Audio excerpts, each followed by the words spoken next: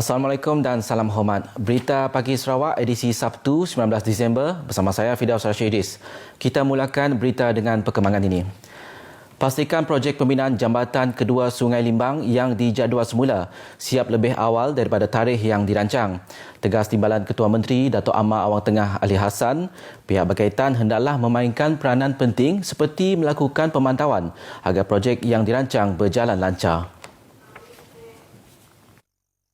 Kita telah pun mengarahkan untuk mereka revise dia punya plan tu supaya mana yang dapat kita coordinate dengan sebaik-baiknya dan projek ini dapat disiapkan. Beliau berkata demikian kepada pemberita selepas menghadiri taklimat dan melawat ke tapak projek jambatan berkenaan. Projek pembinaan jambatan tersebut dijadual siap pada September 2021 namun berlaku kelewatan dan kini dijadualkan semula sehingga Oktober tahun 2022. Turut hadir pada program berkenaan Timbalan Menteri Pengangkutan Hasbi Habibullah. Penggunaan teknologi digital dalam mempromosi kraf tangan secara maya memperlihatkan peningkatan dalam tempoh pandemik COVID-19 ini. Menurut Menteri Pelancongan, Kesenian dan Kebudayaan, Datuk Abdul Karim Rahman Hamzah, peningkatan itu sekaligus memberi impak kepada pembuat kraf tangan tempatan untuk terus berinovasi dan menghasilkan produk yang lebih kreatif dan berkualiti. Jelas Datuk Abdul Karim Rahman Hamzah, Sarawak mengurangkan jumlah sasaran jualan kraf tangan tahun ini kepada 12 juta ringgit daripada 35 juta ringgit ekoran pandemik yang sedang melanda dunia. Katanya setakat September lepas, Sarawak hanya mencatatkan jumlah jualan bernilai 11.85 juta ringgit. Namun beliau berpuas hati terhadap industri kraf tangan di negeri ini yang terus komited berinovasi sepanjang tempoh COVID-19. Well, during the movement restricted COVID-19 pandemic time, it is commendable that our artists and craftsmen have adapted to going virtual and were able to participate in many international exhibition competitions and even fashion week. This is indeed the new norm for those in this industry too. It's not just the new norm that we have to live with every day with mask, social distancing and all that. Beliau berucap di Kuching semasa merasmikan Majlis Penyampaian Anugerah Cemerlang Kraf daripada Majlis Kraf Sedunia Rantau Asia Pasifik kepada pembuat kraf tangan tempatan Abot Gudang dan Sandra Trinata yang menghasilkan tikar kelasah unik The Glow Tree of Life. Bermotifkan corak tradisional selain menggunakan cat yang bersinar dalam gelap, tikar itu mendapat pengiktirafan pada Perhimpunan Agong ke-39 Majlis Kraf Sedunia Rantau Asia Pasifik di Uzbekistan pada 5 Disember lalu. Sebanyak 157 surat hak milik tanah telah diagihkan kepada penerima di kawasan Pakat mengikut Seksyen 18 Kanun Tanah Negeri di bawah peruntukan penyukatan Tanah Hak Adat Bumiputera NCR inisiatif baru. Menurut Menteri Muda Pembangunan Tanah Adat Datuk Roland Sagah Wee In, inisiatif ini dilaksana secara berperingkat bagi mengiktiraf dan mempertahankan hak rakyat. Datuk Roland mewakili Timbalan Ketua Menteri Datuk Amar Douglas Uga Ambas pada majlis penyerahan berkenaan berkata pengukuran perimeter dan pewartaan di bawah Seksyen 6 sebagai Rizab Komunal Bumiputera Pertanian dilaksana untuk peringkat pertama.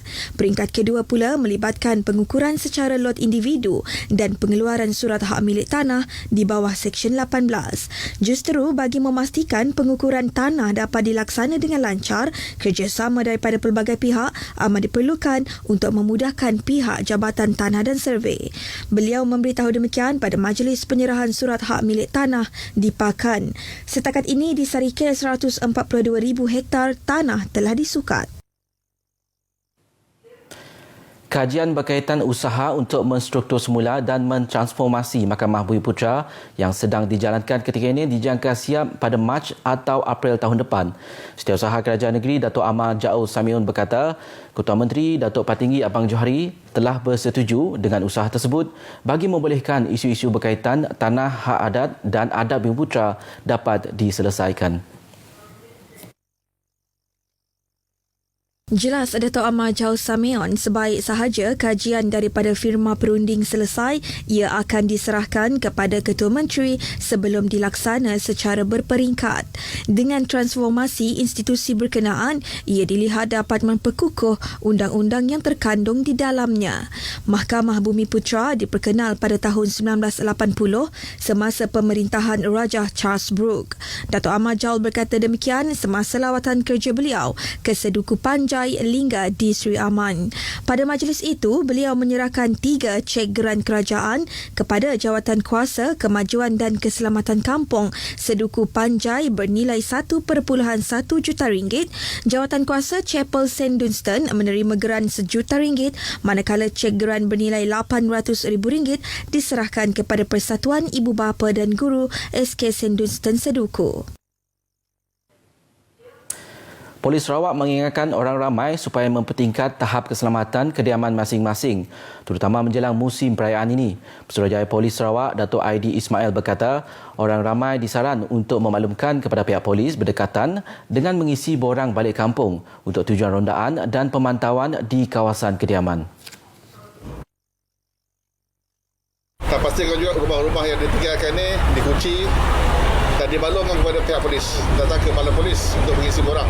Beliau berkata demikian kepada pemberita selepas majlis kempen keselamatan jalan raya Operasi Selamat bersempena perayaan Hari Krismas 2020 di Kuching.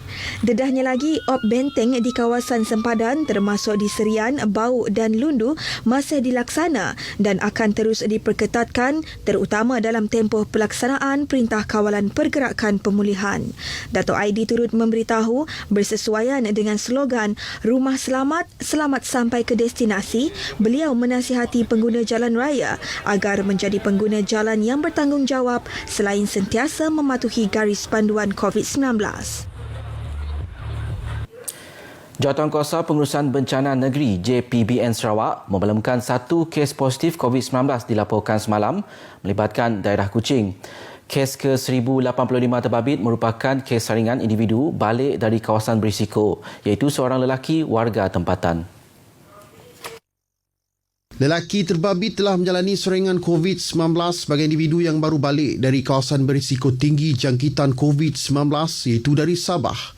Kes telah masuk ke Sarawak melalui lapangan terbang antarabangsa Kuching pada 7 Disember dan telah menjalani kuarantin wajib di pusat kuarantin.